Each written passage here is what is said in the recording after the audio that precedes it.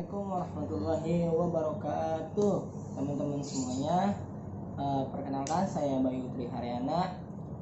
Di video kali ini kita akan sedikit membahas masalah ilmu keperawatan. Kali ini kita akan membahas ilmu keperawatan komunitas. Ya, kita lebih spesifiknya kita akan memperdalam lagi tentang asuhan keperawatan pada pasangan baru atau keluarga baru. Oke, saya sendiri Bayu Triharyana. Nanti saya juga akan berusaha memberikan penjelasannya, dan saya tidak sendirian. Saya ditemani oleh dua rekan saya yang cantik karena dua-duanya adalah wanita. Nah, ya, wanita yang pertama adalah Devi Ayu Anggraini dan akan dilanjut oleh Ade Putri Andayani. Oke, untuk mempersingkat waktu, mari kita simak penjelasan berikut ini. Bismillahirrahmanirrahim. Assalamualaikum warahmatullahi wabarakatuh. Ya, kembali lagi bersama saya Bayu Triharyana. Di sini saya akan membahas asuhan keperawatan keluarga pemula atau pasangan baru menikah. Ya, sebelumnya di sini saya ingin memperkenalkan juga ada rekan saya Ade Putri Andayani dan Devi Ayu Anggraini. Sebelumnya mari kita berdoa untuk kesehatan dunia kita, terkhusus untuk keluarga kita, seluruh negeri di Indonesia ini, agar wabah COVID-19 ini segera diangkat oleh Allah Subhanahu wa taala. Dan terima kasih juga ya, kita akan memulainya, tapi sebelumnya saya ingin berterima kasih terlebih dahulu kepada dosen kita semua, dosen pengampu Bapak Ners Angga Selful Rahmat Eskep Mkep, spesialis keperawatan komunitas. Ya,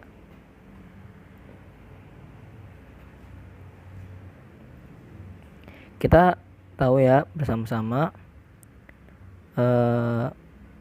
keluarga besar,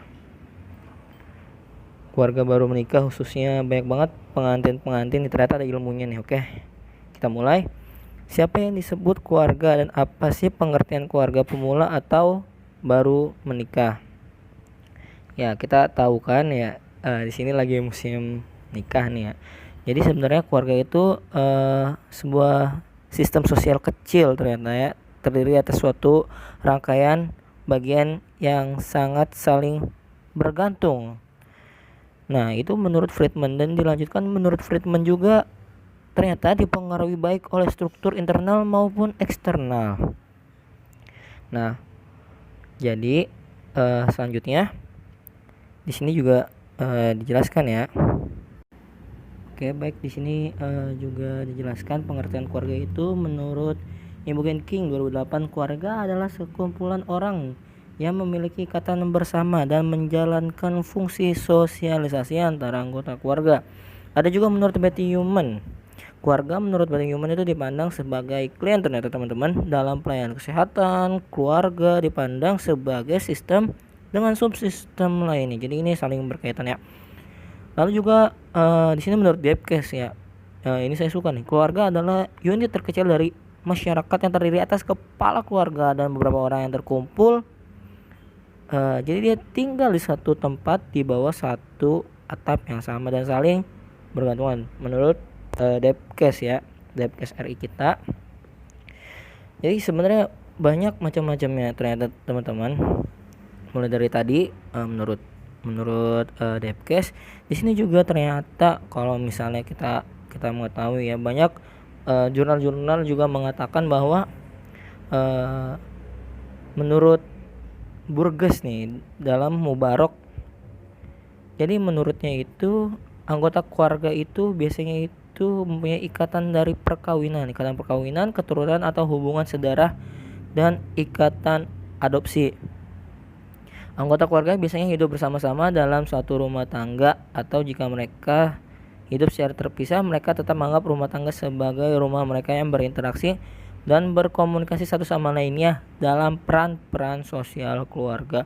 Keluarga juga sama-sama menggunakan kultur yang sama, yaitu kultur yang diambil dari masyarakat dengan ciri unik tersebut. Kayak kultur Madura, kebanyakan kultur Madura misalnya dia tidak hidup bersama lagi, tapi dia tetap menggunakan kultur itu. Nah ini masih disebut masih satu keluarga menurut si Burgess ini ya. Nah jadi seperti itu. Dan yang kita ketahui bersama-sama ya, ini hadis familiar banget. Rasulullah dulu pernah bilang sama sahabat, aku sedang rindu saudaraku. Ya Rasulullah, kami kan saudara kamu gitu, kata sahabat kan. Kata baginda Nabi, bukan, kamu tuh bukan saudara saya gitu, saudara aku, bukan, kamu itu sahabat aku gitu ya. Terus sahabat nanya lagi, lalu siapa yang kau rindukan sebagai saudaramu? Rasulullah Shallallahu Alaihi Wasallam itu pernah bersabda bahwa beliau mengatakan, aku rindu dengan saudaraku. Saudaraku itu adalah orang yang tidak pernah melihatku, tidak pernah bertemu denganku, tidak pernah berjumpa denganku, namun dia beriman kepadaku. Nah, ini adalah bagian yang harus kita banggakan gitu. Yang seperti dinyatakan di pengertian menurut Newman, menurut para ahli yang lainnya, terutama juga menurut Depkes RI tahun 1988 menyatakan gak cuma ada kepala keluarga aja gitu, jadi ada beberapa yang terkumpul di situ seperti sanak saudara, ibu, dan yang lainnya gitu. Menurut para ahli juga kan menyebutkan bahwa bisa terjalin di ikatan perkawinan, adopsi, kultur juga. Nah ini yang harus kita banggakan bersama gitu. Karena juga di dalam Islam juga menjelaskan bahwa keluarga itu disebutkan oleh Allah Subhanahu Wa Taala dengan lafaz ahlun kurba asyirah. Ahlun. Nah jadi ahlun ini ahlu ar-rajul adalah keluarga yang senasab, keturunan, seperti itu ya. Nah di sini juga keluarga juga memiliki beberapa fungsi menurut Stanhope dan Ancestor. Nah di sini juga ada nih yang disebutkan nih, ada beberapa hal ya. Maaf. Nah jadi ini ada fungsi efektif juga, ekonomi, reproduksi, sosialisasi. Nah jadi juga di sini ada kaitannya. Kalau fungsi ekonomi jelas ya, karena pada dasarnya keluarga juga adalah tulang punggung, khususnya kepala keluarga adalah tulang punggung keluarga gitu ya. Mereka yang mencari nafkah itu diwajibkan sekali dalam Islam. Ekonomi dan keuangan keluarga merupakan substansi terkecil yang memberikan gambaran terhadap kondisi perekonomian negara secara umum. Nah jadi seperti itu. Nah jadi fungsi keluarga juga dan tujuannya itu kayak di dalam Islam itu ada surah Al-Furqan, itu mendapatkan dan melangsungkan keturunan juga ya. Nah ini jelas sekali di sini juga selain ada tujuan untuk mereproduksi, karena di Al-Furqan juga ada dijelasin melangsungkan keturunan. Nah ini sesuai atau sejalan dengan fungsi reproduksi. Fungsi sosialisasi merupakan fungsi keluarga untuk menanamkan nilai-nilai yang ada di keluarga terhadap anggota keluarga yang dimilikinya gitu ya. Ini fungsi sosialisasi. Nah terus juga ada fungsi afektif. Ini jelas sekali, afektif ini lebih ke soft skills kita gitu. Lebih ke soft skills kita, pembentukan struktur dan pembatasan yang menciptakan rasa memiliki.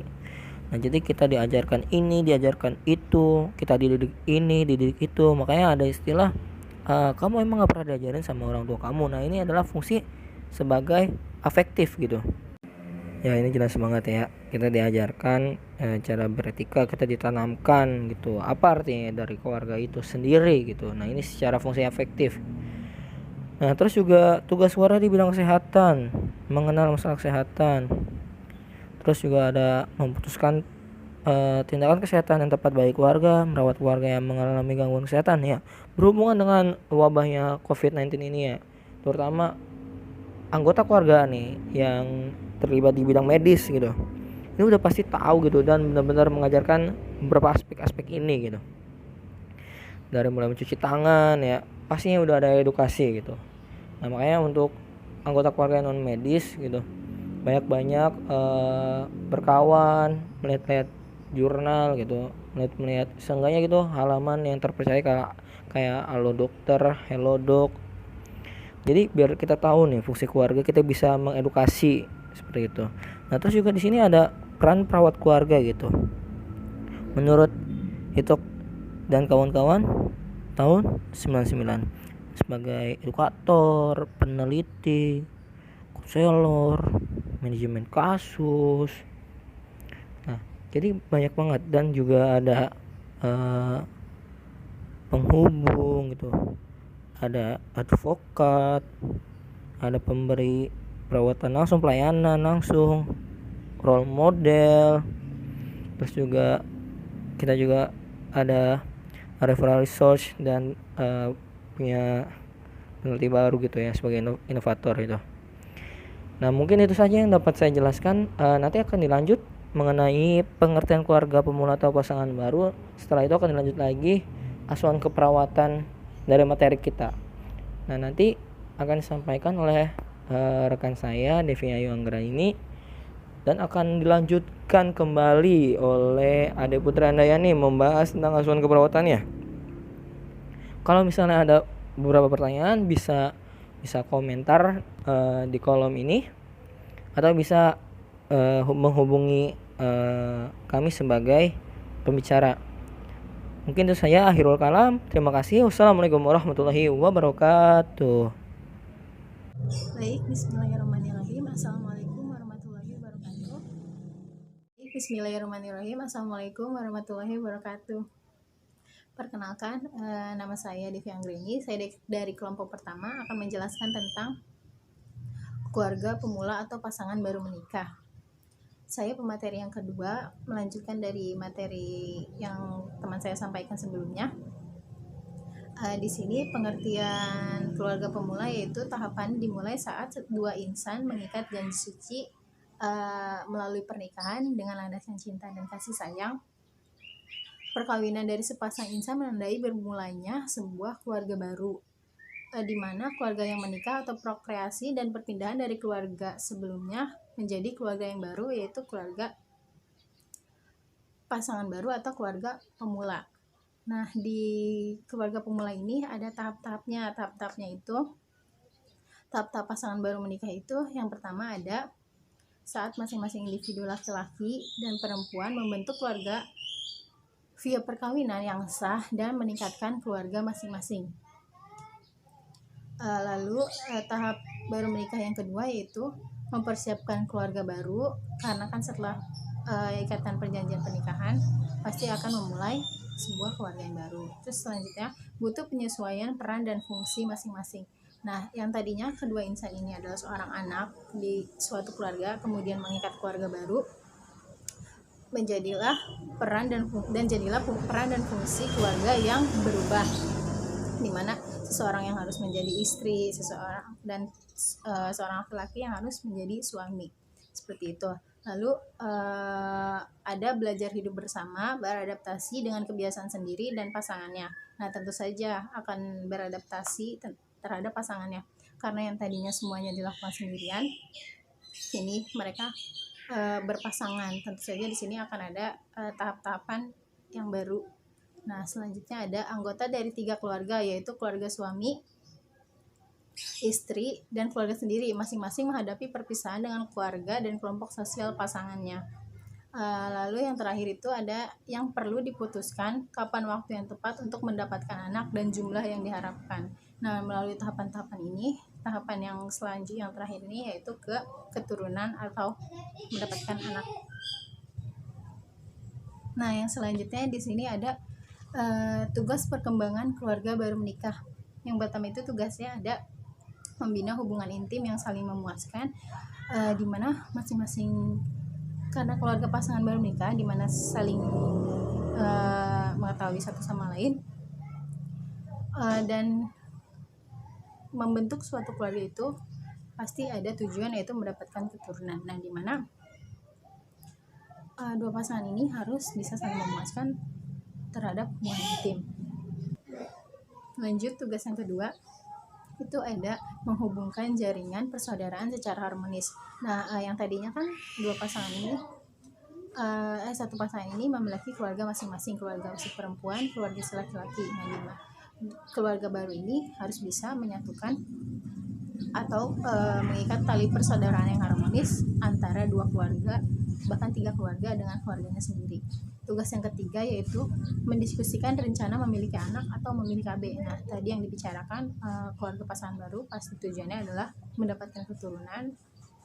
Nah, dalam keturunan ini pasangan ini harus mendiskusikan bagaimana dan berapa tahun mereka yang mempunyai anak atau tidak usah ditunda, lalu menggunakan KB apa. Nah, ini harus didiskusikan secara baik-baik atau secara berdua, secara keluarga, atau bisa didiskusikan juga dengan perawat keluarga.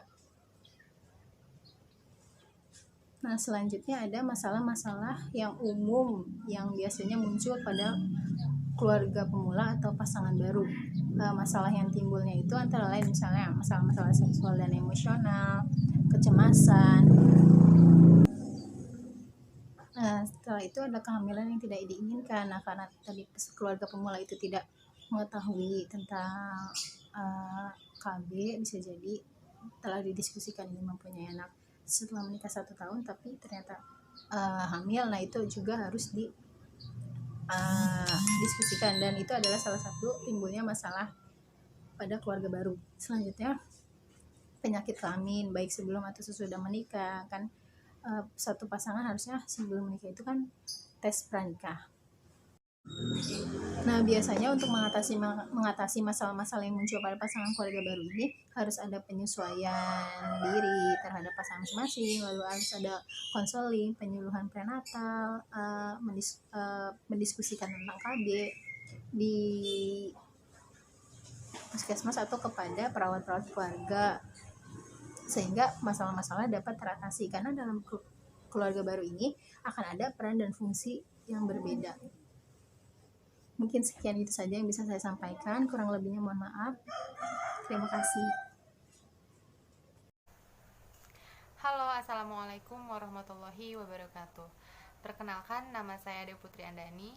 Pada kesempatan kali ini, di sini saya akan menjelaskan atau sedikit mempresentasikan tentang asuhan keperawatan keluarga pemula atau pasangan yang baru menikah. Menurut Friedman, tahun 1998, proses keperawatan merupakan pusat bagi semua tindakan keperawatan yang dapat diaplikasikan dalam situasi apa saja, dalam kerangka referensi tertentu, konsep tertentu, teori atau falsafah. Friedman dalam proses keperawatan keluarga juga membagi dalam 5 tahap proses, yaitu pengkajian keluarga, identifikasi masalah keluarga dan individu atau diagnosis keperawatan, rencana keperawatan, implementasi keperawatan, serta evaluasi keperawatan. Ya, langsung saja kita masuk ke proses asuhan keperawatan keluarga. Yang pertama itu ada pengkajian. Nah, di pengkajian ini sebelumnya terbagi menjadi 2. Yang pertama itu ada pengkajian pengumpulan data-data umum dan juga pengkajian pengumpulan data-data fokus. Apa saja itu pengkajian data-data umum dan pengkajian data-data fokus? Di pengkajian pengumpulan data umum itu sama halnya seperti pengkajian asuhan keperawatan lainnya. Yang pertama itu pastinya ada identitas keluarga. Identitas keluarga ini nanti ada pertanyaan, nama keluarga, terus umur, agama, suku bangsa, pendidikan, pekerjaan, tempat tinggal, dan juga tipe keluarga. Ya, selain identitas keluarga, di sini yang kedua itu juga ada tentang riwayat dan tahap perkembangan keluarga. Nah, riwayat dan tahap perkembangan keluarga ini memiliki poin-poinnya. Yang pertama itu ada tahap perkembangan keluarga saat ini. Yang kedua ada tugas perkembangan keluarga yang belum terpenuhi. Ini maksudnya itu menjelaskan tentang tugas keluarga yang belum terpenuhi dan adakah kendala yang dihadapi oleh keluarga. Yang ketiga itu riwayat kesehatan keluarga inti, menjelaskan riwayat kesehatan keluarga inti itu sendiri. Nah, yang keempat itu riwayat kesehatan keluarga sebelumnya atau generasi di atasnya. Oke, lanjut. Yang ketiga itu ada data lingkungan. Data lingkungan ini kita mengkaji tentang karakteristik rumah, karakteristik tetangga dan komunitasnya, mobilitas geografis keluarga. Yang keempat, perkumpulan keluarga dan interaksi. Terus ada sistem pendukung keluarga.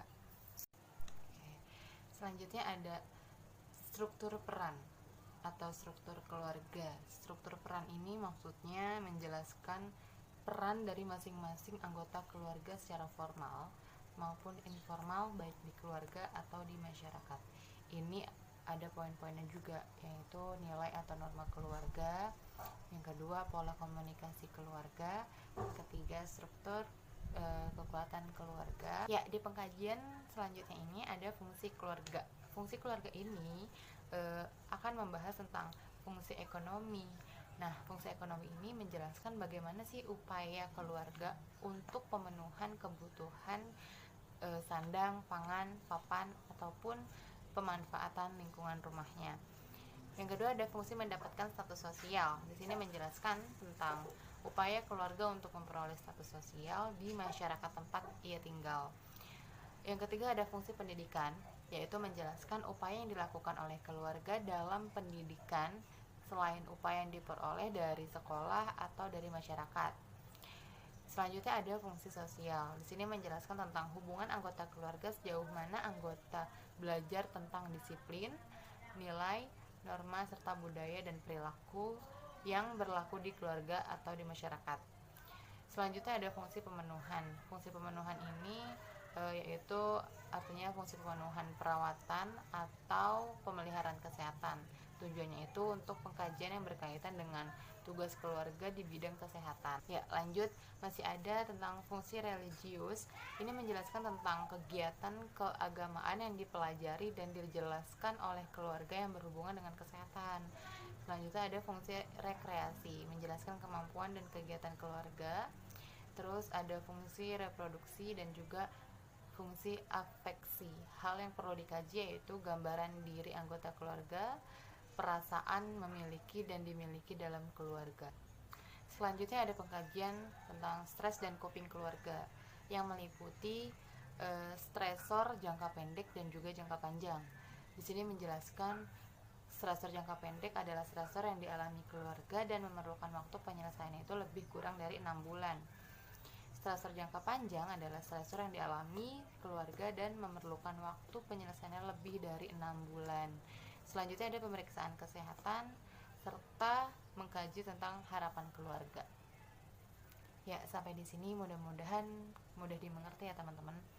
Jadi itu semua sedikit penjelasan mengenai data umum dari pengkajian keperawatan keluarga. Oke, sekarang kita masuk ke pengkajian keperawatan keluarga di data fokusnya atau pengkajian fokusnya.